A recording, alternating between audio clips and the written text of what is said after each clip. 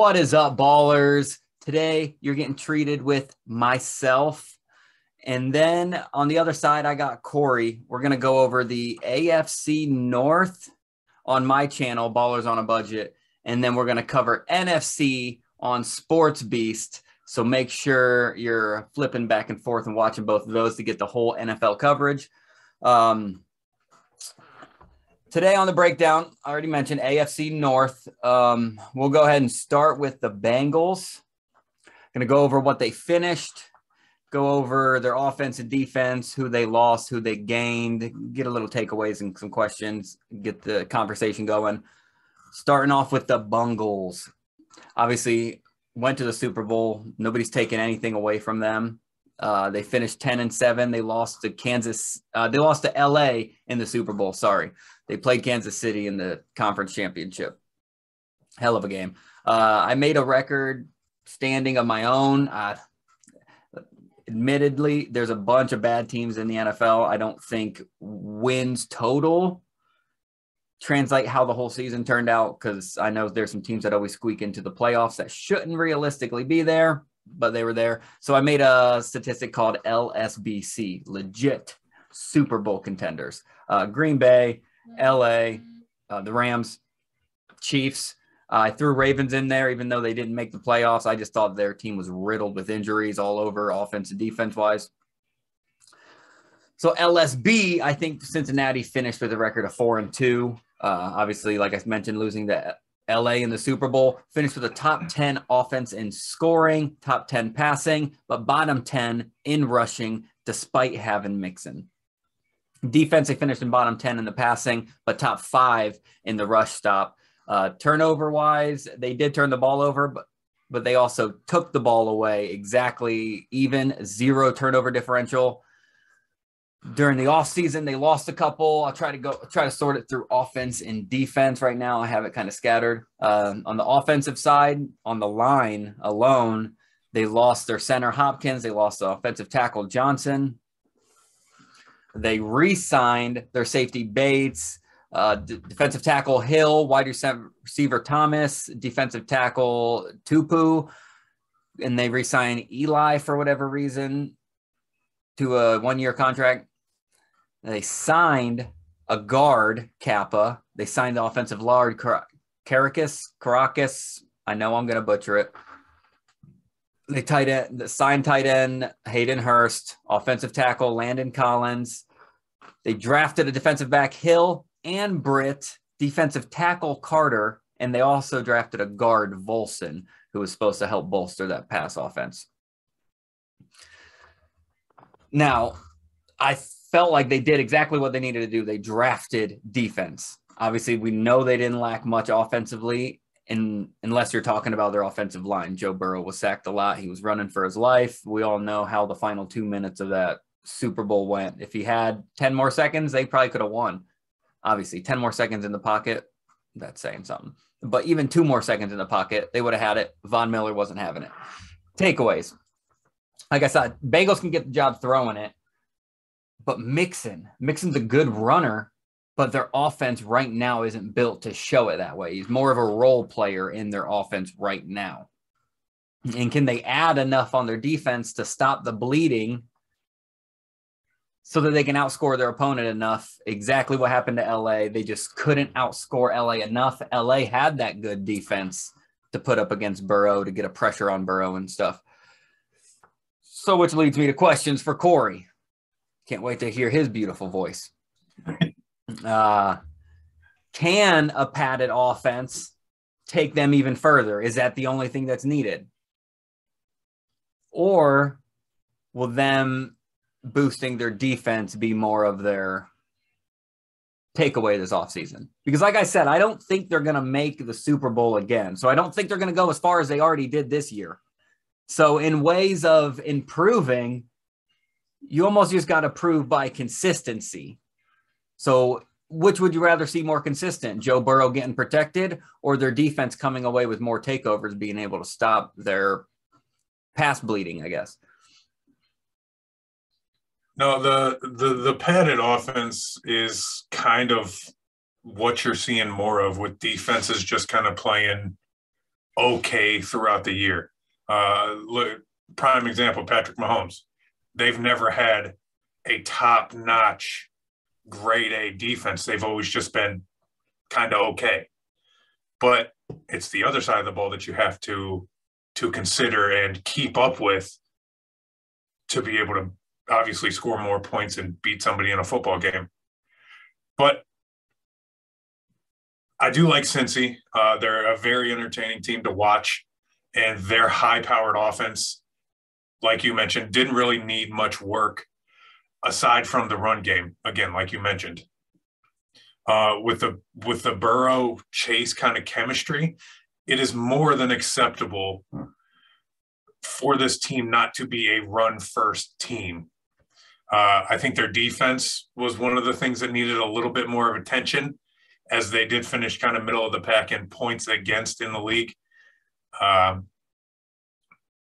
So we look at the offseason. They did use 6 of their 7 picks to try to address this minor issue. The first one going to a safety from Michigan and Daxton Hill. And I was kind of reading up and kind of watching highlights on him. And I did like what they saw in him. He's quick to break on the ball. He takes very good angles, and he shows good stopping power when he's filling up those gaps in the middle, coming down from like a high position on the field. The one thing I didn't like about it, and it's the one thing I hate in general in football, is he isn't always wrapping up the ball carrier to get a good tackle and secure the tackle when this is really all you're seeing in the NFL. They kind of hit with their shoulder. Bunch of arm tackling. Yeah, looking like a bunch of zombies out there. But you can't really be too concerned about it when I'd say probably 70% of defenses nowadays, or defensive players, are doing this. They're hitting with their shoulder and just trying to knock them back and get them off balance. I don't know why it is. I heard it was something to do with help prevent injuries, is why they don't wrap up as much. But other than that, part of the problem though, like throughout the whole regular season, they're going to be playing teams. Half of their schedule isn't even against teams who were plus 50. And then the regular season, they're going to play against those guys. Playoffs, after wild card, I would say, you start seeing the teams that really know how to wrap up, that know how to get low and tackle. Yeah. Like I said, defenses. Von Miller, the last play, he even said, he's like, we weren't going to give him any time. We were not allowing it. Von Miller went out there and said we were going to go after the ball. Not that they don't do that every play, because like you said, it does kind of seem like defenses kind of coast, especially in the beginning of the year. Playoffs where defense really picks up. So do you think they need to bolster that offense to help against the elite defenses? Because we know they can get it done against the rest of the 90 other percent of the league. Or do you think they need a stifling defense of their own? I just think they need, with an offense that they currently have. If you keep the same offense, if they play like they did last year, I think they'll be okay. If their defense plays kind of lacklusterish, that's the only problem. Your defense can't play worse than they did last year. If they play worse, they're 100% not making the playoffs, because their offense is fine. Yeah. No one's arguing that. It's their offensive line giving Burrow enough time to do more than what he already did, which is asking a ridiculous amount of somebody his age. So I would feel like you gotta put that defense out there, because you mentioned the Chiefs earlier in their Super Bowl runs and stuff and their Super Bowl wins. Their defense was in question. They were touting Tyrann Mathieu at times when they had him, D Ford when they had him. Like, even though they had their crazy high-powered offense, they were still kind of spotlighting their defense more to try to require them to get their stops. I know that's how football just naturally works. You have to keep moving. You have to stop them. But anymore in the NFL, it seems like we're getting high-powered offenses. Seems like in the regular season, no defenses can stop anybody, except for maybe 3 throughout the whole season. Yeah, I would totally agree with that. But I think they did a good job in their draft. They had a great grade on it. I'm not a scout. I just watch what I see on the highlights. Don't get to watch a whole lot of college, so I'm going to trust the people who dive into this hours on end. Yeah. They had a great draft, and they got positions I felt they really needed. So moving on, not spending too much time. Ravens finished 8-9, just missed the wild card. We all are in agreement. I think I've heard more from non-Ravens fans saying that Ravens had a disappointing season. We all know that. And then myself, I'm a Browns fan, but I'm sitting here saying like Ravens can do better. We know they can. We've seen them do better with less. Like I said, they got injured a whole bunch in their defense, a whole bunch depth-wise in their running back core.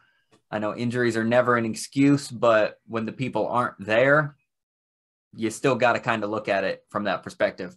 Finished in top 10 in scoring, top 3 in rushing, and that's with missing their starting 3 running backs after having a carousel of them throughout the whole year. Practice, everything. I probably could have walked in and got a job for a second.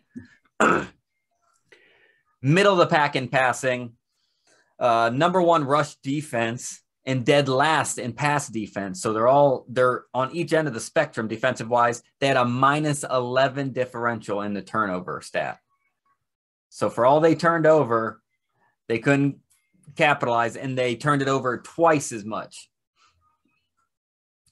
During the offseason, they lost defensive back Levine, cornerback Young. They lost wide receiver Boykin, and they traded wide receiver Brown. Obviously, we all know there was a couple headlines about that with Lamar not liking it. Ultimately, it doesn't matter what he likes. He's getting paid millions. He should like that. They re-signed their safety Jefferson and re-signed their backup quarterback Huntley. They signed Calais Campbell, linebacker Burns, safety Williams, and nose tackle Pierce, solidifying that offensive line a little bit more, give Lamar a little bit more time to scramble, I guess. And in the draft, they took a safety Hamilton. They took a center Lindbaum, supposed to be crazy good. So is this going to be scary having Lamar with protection? A defensive tackle Jones, and the tight end Kohler. We already know Mark Andrews is there. Maybe Kohler can add something, learning right behind, maybe run 2 tight end sets, get the young guy familiar. Takeaways. I already mentioned it.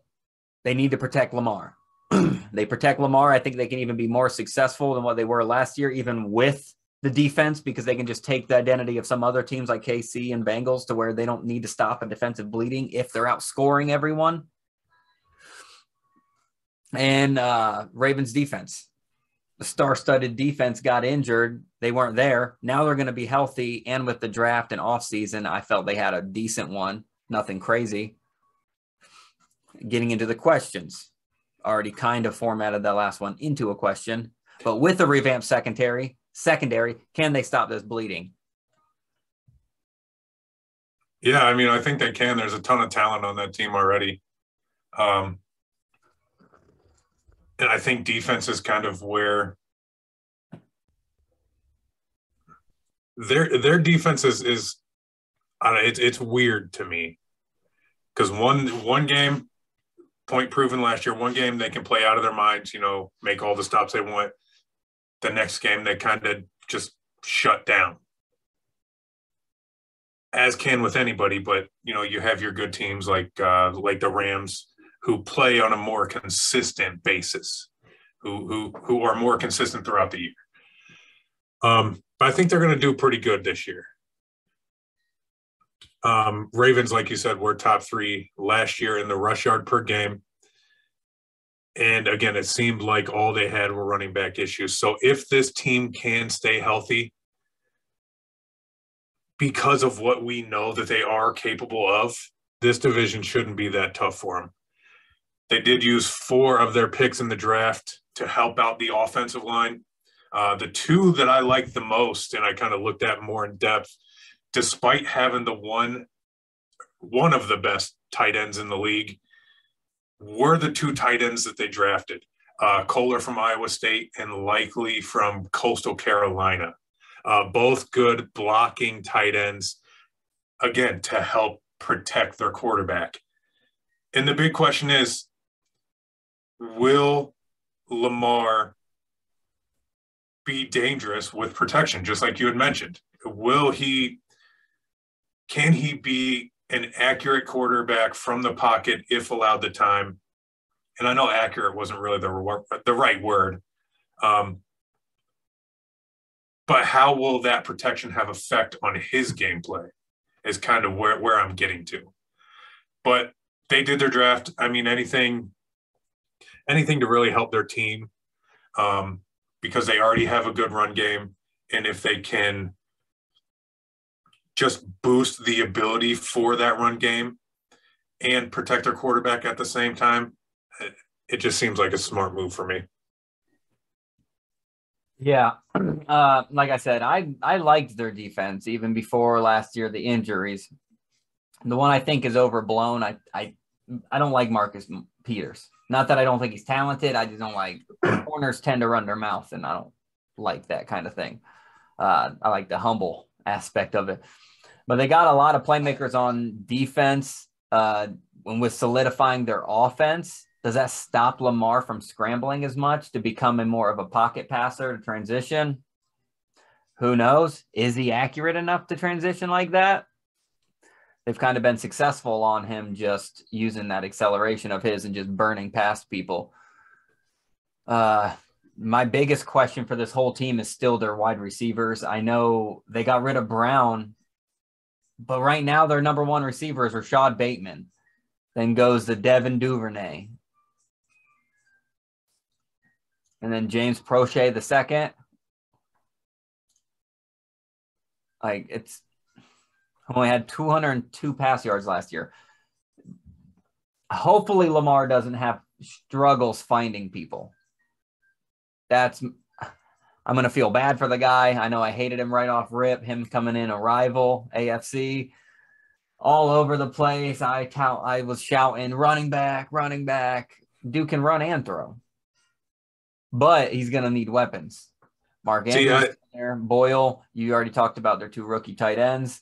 Yep. They're good on tight ends. It's the wide receiver spot. Do they have enough burn to get open? That is kind of where the Ravens shine, though. I mean, they use Mark Andrews more than any receiver that they have. Yeah. So do they really need like star-studded receivers? But defenses can pick up on that. At least Brown was a threat last year. You know what I mean? Andrews, maybe that's what it was this year. Maybe they run a 2 tight end set and throw Boyle out there at the same time. Or can they throw a third tight end on the line as well? I hope. I know worse tight ends have done better with less, right? But yeah. I'm hoping, and it's weird that I'm hoping for an AFC team to not do bad.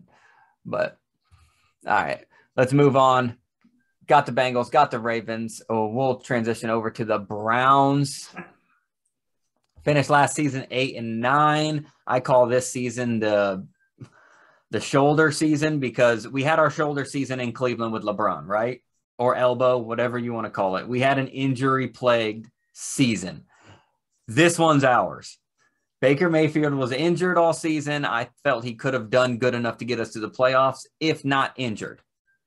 That's not the case. That's not how it went. Now I blame the coach for putting him out there injured. Regardless, those decisions led us to an only 8-9 last season, missed the playoffs, a record of only 3-5 of legit Super Bowl contenders, middle of the pack as a scoring offense, and that's with Nick Chubb. And then coming into the season, we were questioned to be having one of the best wide receiver cores there is. Middle of the pack scoring. One of the best offensive lines, one of the best tight end depths there was. Let me say it again. Middle of the pack. Okay. We were top 5 rushing. Thank you, Nick Chubb and Kareem Hunt, Dearness Johnson. Bottom 10 in passing. We already mentioned why. We were top 5 in passing defense, but we were bottom 5 in rushing. We could not stop the run. Almost, it seemed like every consistent running back that went up against us got 100 yards every time. Turnover differential was a -3. That's not a huge loss, but I know for a fact at least one of those interceptions cost us a game. You can always mention the 3 quarters before that. That's the way I'm looking at it. We don't turn that ball over, we win the game. On to the offseason. We lost Clowney. There's still rumors. We traded linebacker Wilson to the Patriots for Winovich. We released Landry, offensive lineman Treader. And we released our tight end, Austin Hooper. We franchise tagged Njoku. We signed Jacoby Brissett to back up. We signed Joshua Dobbs to back up at quarterback. We extended Ward. We traded for Amari Cooper. We traded for Deshaun Watson. I mean, I'm a Browns fan, and I'm tired of hearing about them on all the sports talks. All of them. It's all you hear is Browns and what they've done. We haven't done shit yet. So let's stop all of it. In the draft, we drafted a defensive tackle Winfrey and a quarterback Emerson. Both of those pretty much just to boost the run defense. The cornerback Emerson is great running downhill. Hopefully get to stop some of those runners at the line of scrimmage at least. We drafted a wide receiver Bell to replace our Landry, and my favorite pick of all of our draft is a kicker Cade York out of LSU that literally cannot miss in his first couple games. He probably actually has to win us a game with his leg, or he will be cut instantly. That's what we do as a franchise. We cut the legs that aren't owned by Phil Dawson in the past 10 years. Takeaways. Already mentioned Baker, he threw up 3,000 yards, and that's with being injured. Like I said, if he wasn't injured, I feel we could have made the playoffs with the offense and defense that we had, but that's not how it happened. We no longer have Baker. We have Deshaun Watson. Okay. The defense, for pass coverage being stout, the lack of turnovers is concerning, obviously. We can bat the ball down, but we can't catch it and give our offense another shot. All right, now on the questions. Already mentioned it. How many games do you think Deshaun Watson is realistically going to play? Obviously, Baker's still on the team right now. He's not going to be there.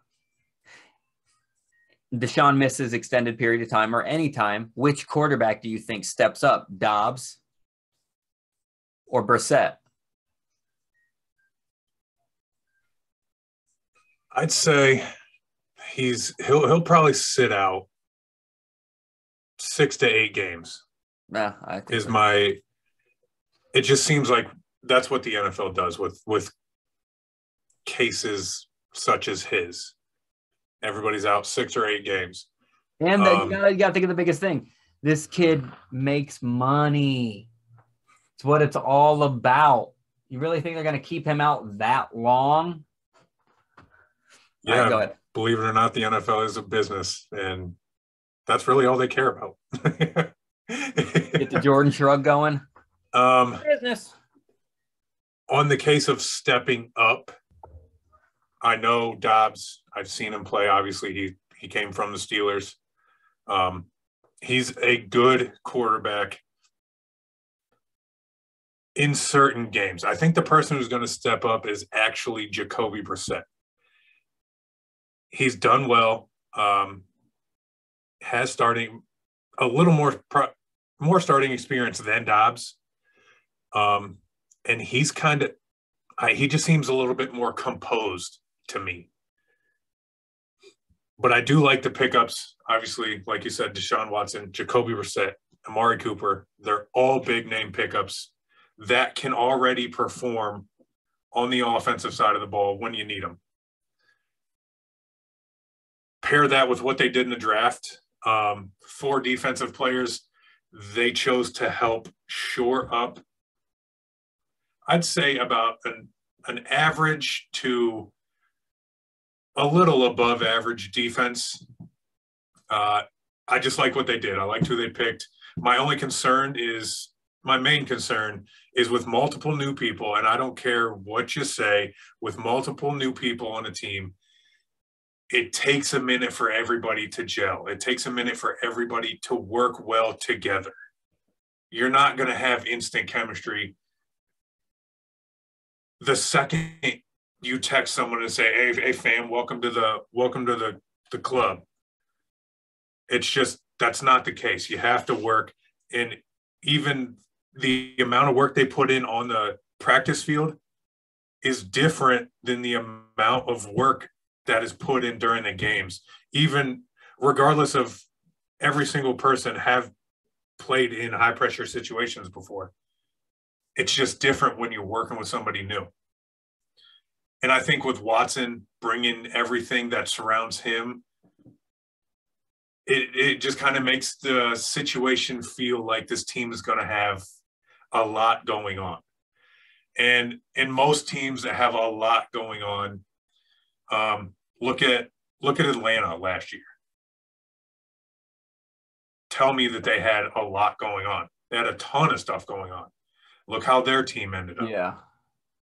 It just seems like once you have a lot going on in your organization, everybody's divided, or everybody's attention seems to be divided and kind of in different places at different times.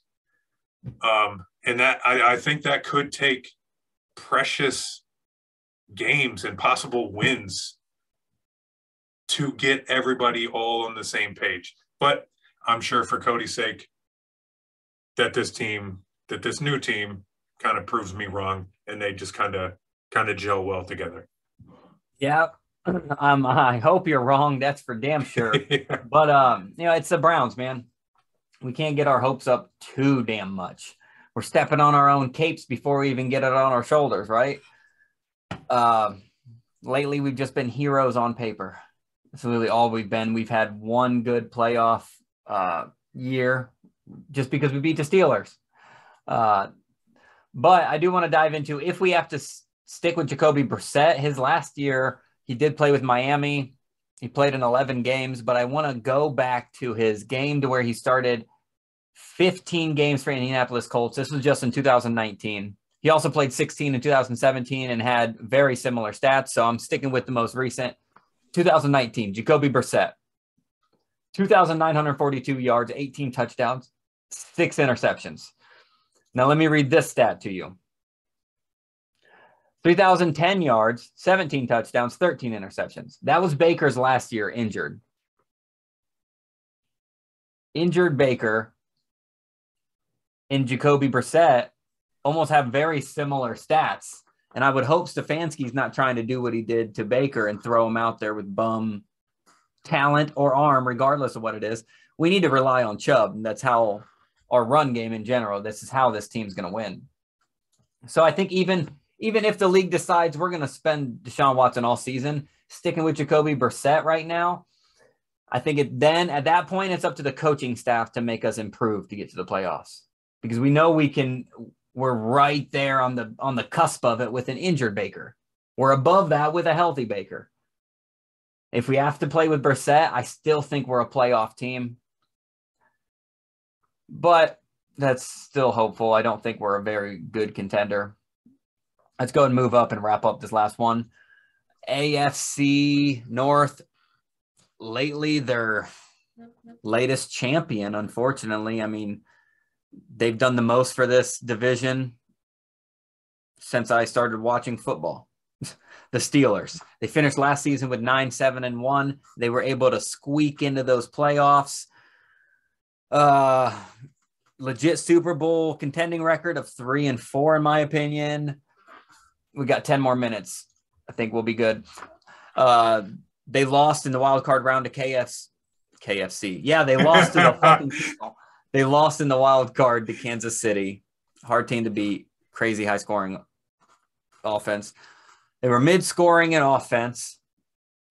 They were mid at passing, middle of the pack at passing, like right dead 15th or 16th. Bottom 5 in rushing, which is it is baffling, but then again, it's not again. We'll get into it. They were last in rush defense, and they were top 10 in pass defense. All of that kind of makes sense for how their team was built this past season. They had a turnover differential of +2.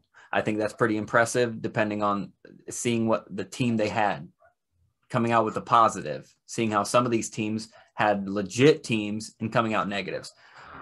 During the offseason, they lost Big Ben to retirement and Pouncey to retirement. They lost Juju.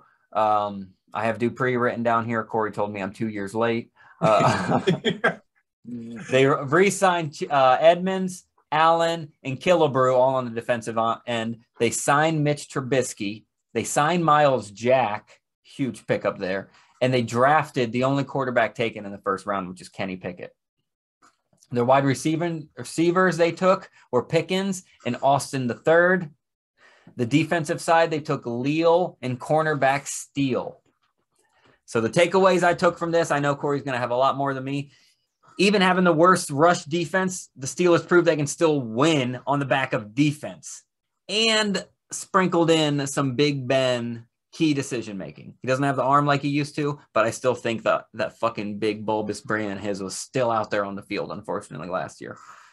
So my questions for this team is, will the replacement QB, whoever that is, Pickens, Trubisky, will they be good enough to get the Steelers back into the playoffs, or will this be Mike Tomlin's first year with a losing season? Technically, I know you can have a winning season and not make the playoffs. I know. And can the Steelers transition with a garbage offensive line to feature the crazy running back they have right now in Najee Harris? And that's where the rushing comes in. Their bottom 5, they like Najee Harris. With Big Ben, I know they don't like to run the ball in general when they have Big Ben, but now they don't have a quarterback. Now they got Najee Harris. They still have a bad offensive line. Will that offensive line be good enough to be a rushing team like they're built right now? Like they need to be. Yeah, honestly, I think this may be the first losing season for Mike Tomlin. And it's not just because of the quarterback. It's the team as a whole. In Pittsburgh, there's a lot more to look at during this offseason. Obviously, you have the retiring quarterback. The defense did not perform like it did the year before. Practically the same defense, but it just wasn't the same. Obviously, the stats, they just weren't there. On, I believe you said it was the passing side of the ball. We had a good run defense. No, opposite. You guys had a good pass defense, horrible rush defense. So, you couldn't stop runs. That makes sense. But the numbers weren't there on that side of the ball. And they were there last year. They were good enough last year to get us to where we were. And it makes you wonder what happened somewhere along the line to this almost identical defense to where they just let up that many points. Was the teams better running the ball? Or was it just this defensive line kind of, after a good season, just had kind of taken its toll on it? But anyways, you have no real face of the receiving core. When you think of any receiving core in the NFL, you can pick out at least one name and be like, that's our guy. Aside from Deontay Johnson, who's kind of been the guy, there's nobody else. Obviously, Juju's gone, like you'd mentioned. What about Mapletron? He is good, but he's just not – I don't think he's consistent enough to be that number one guy at this moment. Yeah. And like you mentioned, the offensive line kind of struggles. So almost no matter what was done in this offseason, it was a step in the right direction. Finally working to establish a good run game with Najee was good to see last year. Obviously no Juju, which I'm kind of fine with. I didn't like all the drama that he was kind of bringing and all the attention that he was bringing. Yeah. Steelers did address the quarterback situation. Again, Mitch Trubisky, and drafting Kenny Pickett at number 20. Who the starter is going to be, I don't really know. The only good thing is that both of them are pretty mobile, or at least a little more mobile than Ben was going into, his last 5 years or whatever. At receiver, you got Miles Boykin off of waivers from Baltimore. Gunnar Ozlowski I think is how you say his name, who played 3 years with the Patriots and doesn't have any stats for the last 2 years. Dude just disappeared for some reason. They did draft 2 receivers, again, like you mentioned, George Pickens from Georgia, Calvin Austin III from Memphis. And they did slightly address the defense by picking up Miles Jack, who had 108 tackles last year, dropped or cut or just didn't sign. I didn't read that far from the Jags. But overall, I do like the way this team is going. And I do think this is just kind of like a feel it out and see what we can do next. What is our next step going to be? But I do overall think this will be a losing season for the first time in like 15, 16 years. Like overall, I like this whole team. Name-wise, I don't like the Steelers team. I like the players on them. The defense, I think, is going to be their shining example of why their Steelers are going to stay relevant. Their offensive line is non-existent. I think that's where you come in with your problems. We obviously know the QB and wide receivers. Let's face it. If Big Ben was still there, we wouldn't care who the wide receivers were. Yeah. But Big Ben's not there. So now you got these guys who are used to being fed by Big Ben, going to be fed by Mitch Trubisky. Najee still running behind a bad offensive line. I'm still excited to see where they go. And this will be, I think, a real testament to Tomlin's. I think this will be Tomlin's truest, hardest test since getting the team. I agree. And I still think he's going to wow us. I think that's just Tomlin. I hope so. We'll see. We'll not get into any predictions quite yet. Again, that was it for the AFC North. We'll do AFC on Ballers on the Budget side, NFC on Sports Beast. Corey, you want to go ahead and plug that for a second? Yeah, Sports Beast, SportsBeast, where you can get all your mediocre media predictions, which are kind of terrible at the moment with basketball, but whatever. And, where we just talk sports and have fun. There we go. Let's start the new news journalist, the MMO, mediocre media. Mediocre media. All right. I'm Cody. That was Corey. This was Ballers on a Budget, featured by Sports Beasts. Later.